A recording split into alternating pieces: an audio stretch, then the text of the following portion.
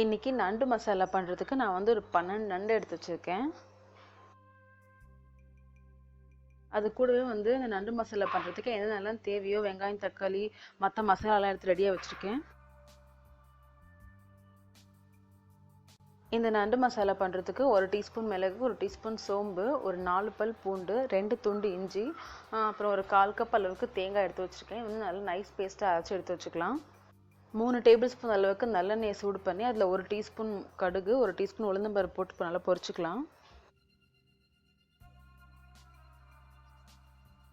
அது கடுகு உளுந்தம்பருப்பு பொரிஞ்சதுக்கப்புறமா நான் வந்து 2 வெங்காயம் அரிஞ்சு வச்சுருக்கேன் பொடியாக, அதையும் சேர்த்துக்கிறேன்.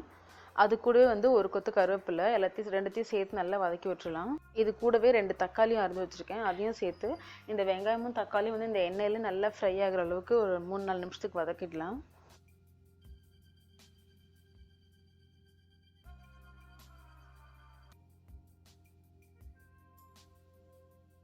இப்போ பார்த்தீங்கன்னா வெங்காயமும் தக்காளியும் எண்ணெயிலே வந்து நல்லா ஃப்ரை ஆயிடுச்சு. இப்போ வந்து நம்ம அரைச்சி வச்சுருக்கோம்ல இந்த தேங்காய் பேஸ்ட், அதை வந்து இதில் சேர்த்துக்கலாம். நல்லா கம்ப்ளீட்டாக சேர்த்து நல்லா ஒரு வாட்டி கிண்டி விட்டுருங்க. தேங்காய் போட்டு ஒரு வாரம் வறுத்ததுக்கு அப்புறமா 1/2 டீஸ்பூன் அளவுக்கு மிளகாத்தூள், சுத்தம் பண்ணி வச்சுருக்க நண்டு பீஸ் அதையும் வந்து இது கூட சேர்த்து ஒரு தடவை கிண்டி விட்டுருலாம்.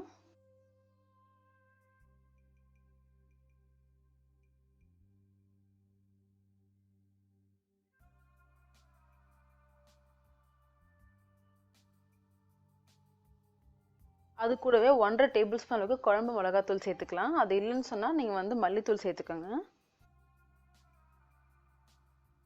இப்போ நம்ம சேர்த்த நண்டு அந்த காரப்பொடி எல்லாமே வந்து வெங்காயம் தக்காளி கூட நல்லா மிக்ஸ் ஆகி எண்ணெய் பிரிஞ்சு வர அளவுக்கு நல்லா வதக்கிக்கோங்க.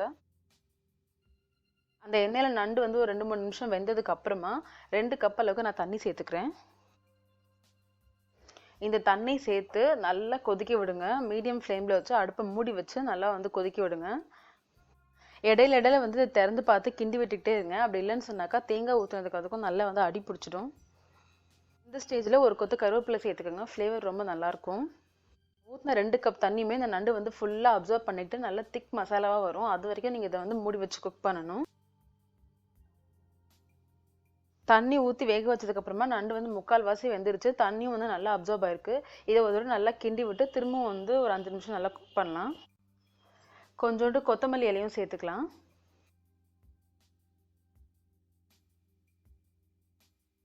இப்போ வந்து பார்த்தீங்கன்னா நண்டு மசாலா வந்து ஃபுல்லாக ரெடி ஆயிடுச்சு. எல்லா தண்ணியும் அப்சர்வ் ஆகி நல்லா திக் மசாலா மாதிரி எவ்வளோ சூப்பராக வந்திருக்கு பாருங்கள். அவ்வளோதான்.